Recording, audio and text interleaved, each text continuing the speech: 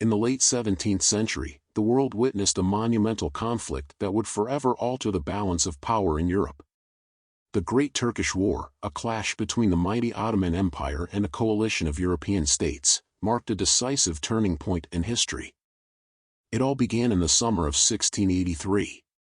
The Ottoman Empire, at the height of its power, set its sights on the city of Vienna, a key stronghold of the Habsburg monarchy. Under the command of Grand Vizier Kara Mustafa, the Ottoman forces laid siege to the city, hoping to conquer a gateway to Western Europe. However, the Ottomans met fierce resistance. The besieged city held out for months, awaiting relief. In a dramatic turn of events, King John III Sobieski of Poland led a coalition of forces, including the legendary Winged Hussars, in a daring charge that broke the siege on September 12, 1683.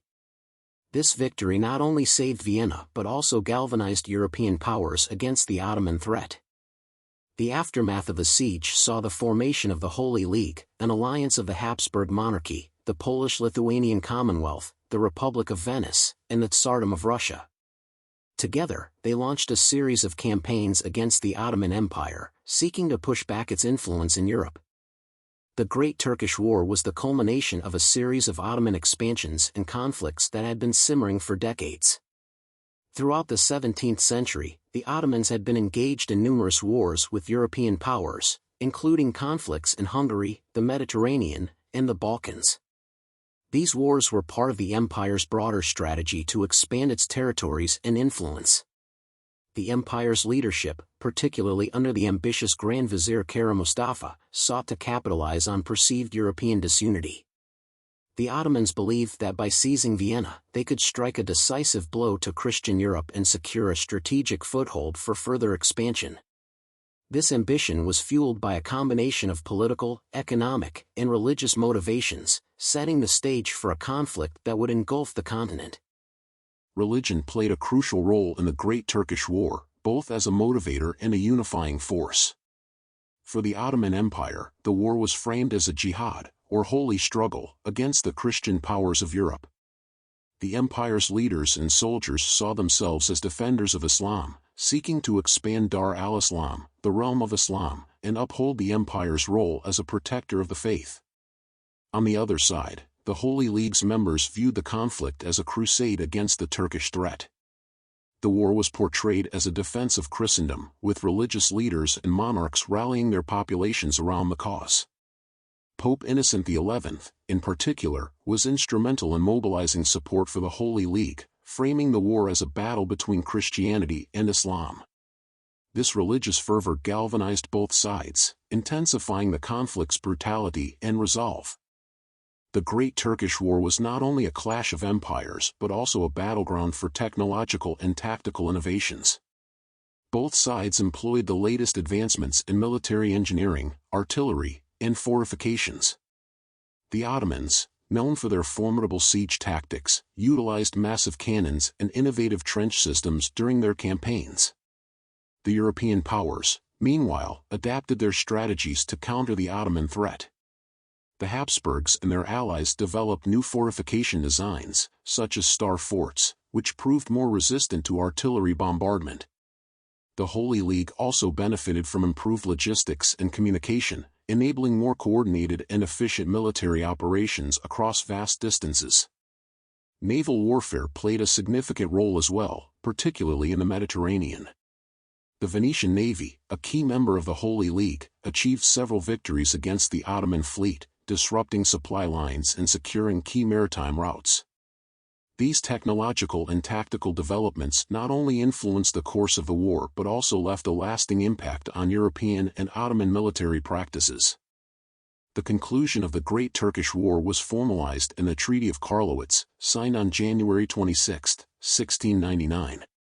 This treaty marked the end of Ottoman territorial expansion in Europe and the beginning of its gradual retreat.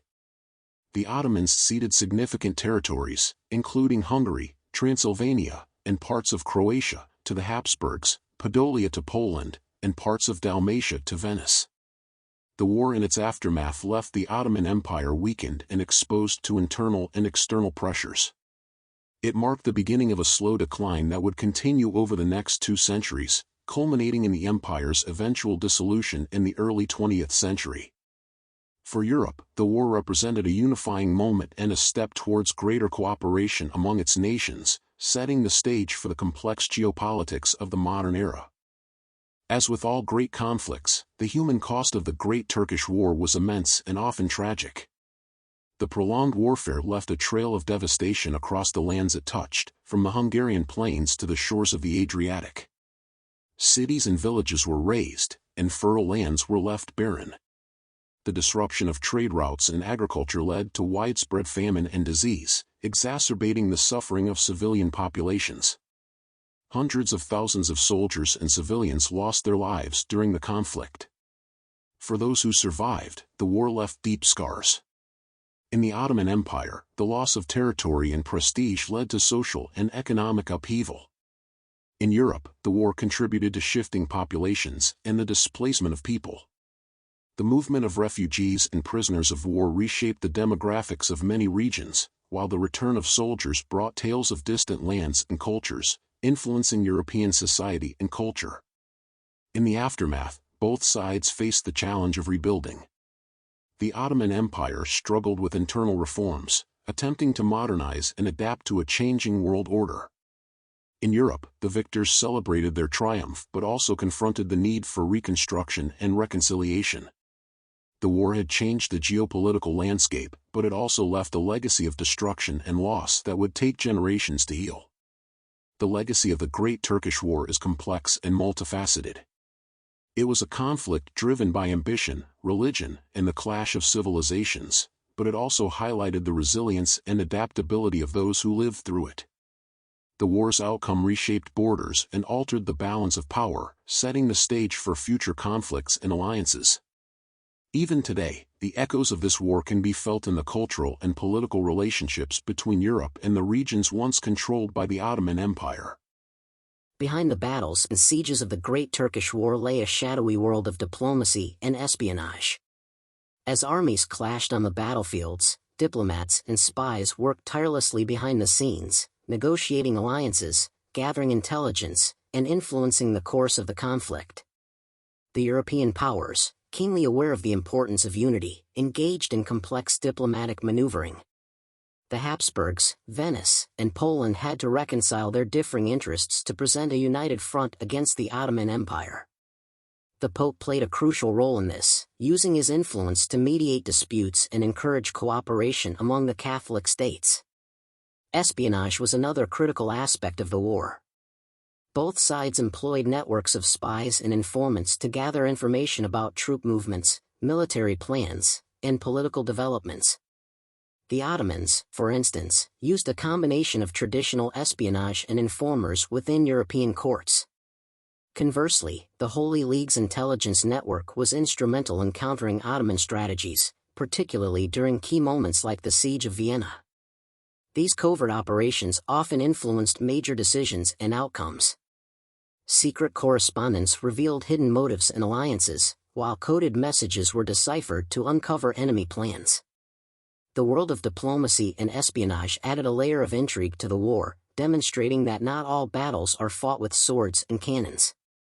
While the major powers of Europe and the Ottoman Empire dominated the headlines, the Great Turkish War also involved numerous minor powers and non-state actors, whose contributions and actions significantly impacted the conflict. Smaller states, such as the Principality of Transylvania and Wallachia, found themselves caught between the warring giants. Their leaders had to navigate a perilous political landscape, balancing allegiances and often switching sides to preserve their autonomy. These regions became battlegrounds and staging grounds, enduring occupations, and shifting control. Non-state actors, including pirates and mercenaries, also played notable roles.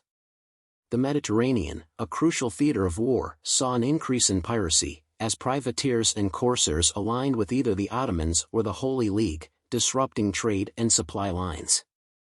Mercenaries, hired by both sides, brought unique skills and strategies, adding to the diversity of the forces involved. Local populations, too, were not merely passive victims. They often took active roles, either by supporting occupying forces or resisting them. Stories of local heroes and resistance fighters emerged, adding to the war's rich tapestry. These actors, while not always in the spotlight, shaped the course of the war and its outcomes in subtle but significant ways. War often accelerates advancements in science and medicine, and the Great Turkish War was no exception.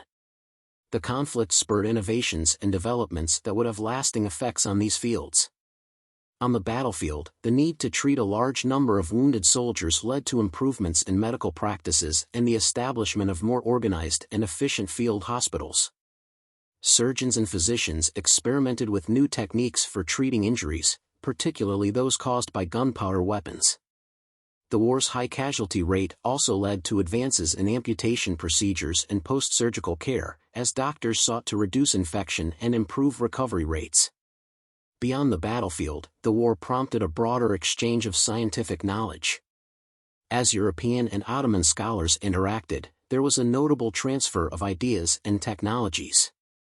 For example, Ottoman medical texts were translated into Latin and circulated in Europe, influencing Western medical practices. Similarly, European advancements in optics, navigation, and fortification designs found their way into the Ottoman world. The war also highlighted the importance of logistics and military engineering. The need to maintain and supply large armies led to better organization and planning, while the construction of fortifications and siege equipment showcased advancements in engineering. These developments not only affected the war's outcome but also left a lasting legacy on the scientific and medical fields in both Europe and the Ottoman Empire. In the Great Turkish War, religion was not only a motivation but also a tool of propaganda and morale. Both the Ottoman Empire and the Holy League leveraged religious symbolism and rhetoric to rally their respective populations and justify their actions. For the Ottomans, the war was framed as a jihad, a holy struggle to expand and protect the Islamic realm. The Sultan, seen as the caliph and protector of all Muslims, used religious edicts and sermons to inspire the troops and maintain unity among the diverse peoples of the empire.